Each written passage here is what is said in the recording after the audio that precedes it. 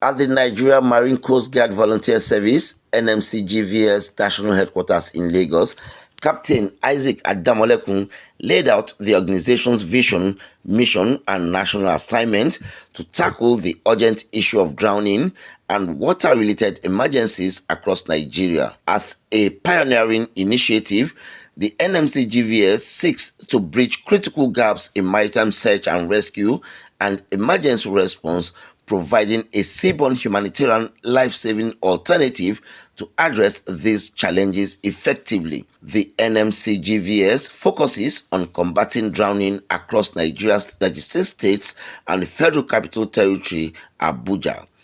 Acting as first responders, the service is dedicated to combating drowning, addressing flood emergencies, maritime transport accidents, and marine suicide prevention on long bridges like Lagos Third Mainland Bridge. It also prioritizes safety in marine tourism, organizes seminars and symposiums on safe water usage, and undertakes research into marine safety, accident investigation, and rescue recommendations. Captain Adamolekun highlighted that while the Nmcgvs is legally registered with the Corporate Affairs Commission (CAC) as a legal entity, it requires formal government gazetting to operate effectively on a national scale. This recognition, akin to that of the Nigerian Red Cross Society, would empower the Nmcgvs to collaborate seamlessly with agencies such as the Nigerian Navy, National Emergency Management Agency (NEMA), and Nigerian Maritime Administration and Safety Agency (NIMASA). A key concern raised during the interview with Captain Adamolekun was the growing push by some individuals to transform the Coast Guard into a militarized arm of the Nigerian Armed Forces. Captain Adamolekun strongly advises that the bill is not properly brought before the House for passage and that proper consultation with maritime stakeholders should be done to ascertain what type of Coast Guard is needed in Nigerian maritime domain. Coast Guard volunteer or militarized Coast Guard, and what are their implications all over the world? Developed maritime nations operate either Coast Guard volunteer or militarized Coast Guard. So also, maritime stakeholders and citizens of Nigeria must decide which Coast Guard they want and can manage easily in Nigeria. Considering the fact that Coast Guard formation or a separate Coast Guard from the Nigerian Navy is necessary in Nigeria as a maritime nation, he also stated that Nigeria Maritime Coast Guard Volunteer Service, already operating in Nigeria, is designed to function as a non-armed volunteer organization focused on seaborne humanitarian life-saving service and marine emergency rescue operations. He stressed that a militarized Coast Guard is complicated and need proper delegation and with other arms of the armed forces and must go through due process, unlike the one currently presented at the Senate floor. Captain Adamolekun asserted that the Nmcgvs was not established to be an arm of the military. According to him, the concept of a military Coast Guard as proposed in a private bill undermines the due process as stated in the Nigerian Constitution, Section 217, subsection 1. Nmcgvs must align with its foundational goals, ensuring it remains a non-militarized entity but regimented seaborne humanitarian life-saving service focused on saving lives and promoting public safety around our nation's large bodies of waters. I think what I should say concerning this issue of Coast Guard, it's a thing that we need to really deliberate on and understand the intricacies surrounding the bill before the House.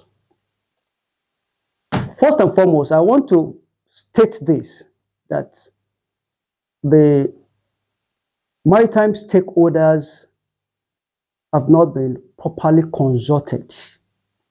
One. Secondly, maritime education in Nigeria is an issue that needs to be revisited.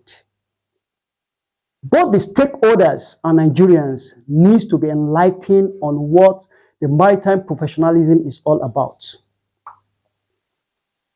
For instance, the bill before the House, there's been argument from senior colleagues from the Nigerian Navy, argument from a very prominent lawyer, and also the first DG of Limasa, Mrs. Osoro. We also have the argument from a very prominent maritime lawyer, Barrister Olise Agbakuba San. These are people I respected.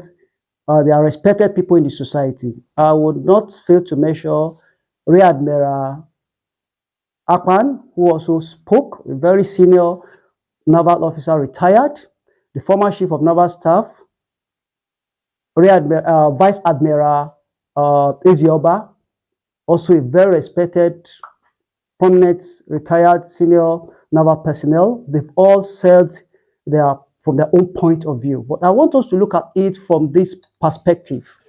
Who are the maritime stakeholders? That's the point I want us to start from. And what are the purpose of their establishment in Nigeria, and what are their duties? I will virtually want to start with the duties of the Nigerian Port Authority. Now, the Nigerian Port Authority is a federal agency that is responsible for management and operation of Nigerian ports. The Nigerian Port Authority duty includes port development, ownership and operation of port and harbors, channeling safety, channeling all safe and navigational channels, handling cargo, and also maintaining Nigerian ports and facilitating equipment for port operation.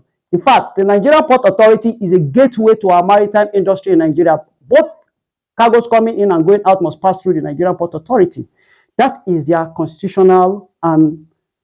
Though still making consultations on getting Nmcgvs gazetted as a national entity, Nmcgvs has made commendable progress.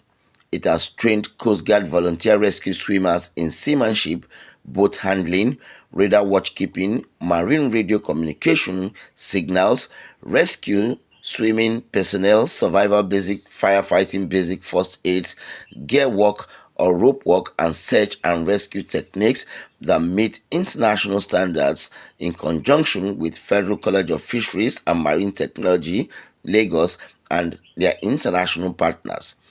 The organization has also participated in awareness campaigns such as the World Drowning Prevention Day and conducted limited rescue operations, including assessing flood victims in areas like Kara and Riverview estates between Lagos and Ogun states.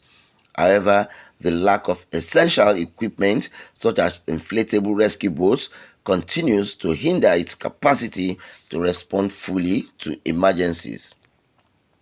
Captain Adamolekun reiterated that the Nmcgvs's regimented seaborne humanitarian life-saving service status is not a limitation but a strength, enabling the organization to focus exclusively on life-saving operations without the complexities of militarization. In hazardous situations, collaboration with the Nigerian Navy, the DSS, and other security agencies ensures the safety of volunteers. The Nmcgvs is actively seeking government gazetting to formalize its operations. Captain Adamolekun has reached out to stakeholders, including the Minister of Marine and Blue Economy, the Managing Director of NIWA, and NIMASA to foster partnerships and gain acknowledgement. He has also appealed to President Bola Ahmed Tinubu and the National Assembly to grant the Nmcgvs official status as a national entity by gazetting Nigeria Marine Coast Guard Volunteer Service to carry out regimented seaborne humanitarian life-saving service in combating drowning in Nigeria. Captain Adamolekun underscored the economic and operational benefits of maintaining the Nmcgvs as a regimented with strict pattern of discipline, seaborne humanitarian life-saving service, non-militarized organization.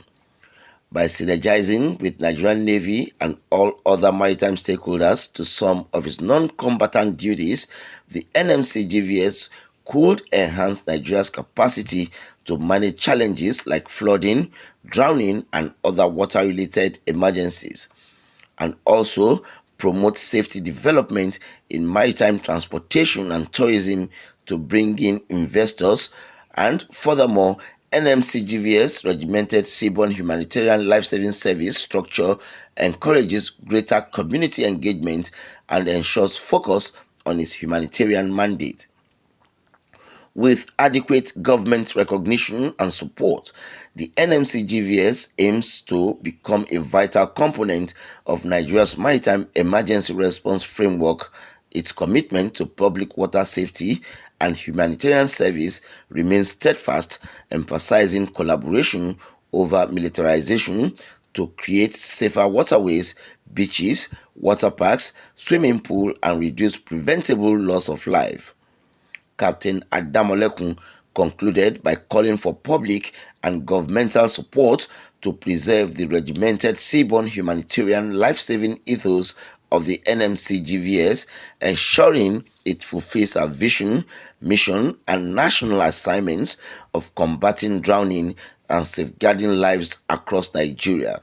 Things that can be abated or reduced to minimum what level. Imagine 105 people dying in a day. You know what chaos you have caused to family of those people? 150 people missing or got drowned in the water in a day. Do you know what that means?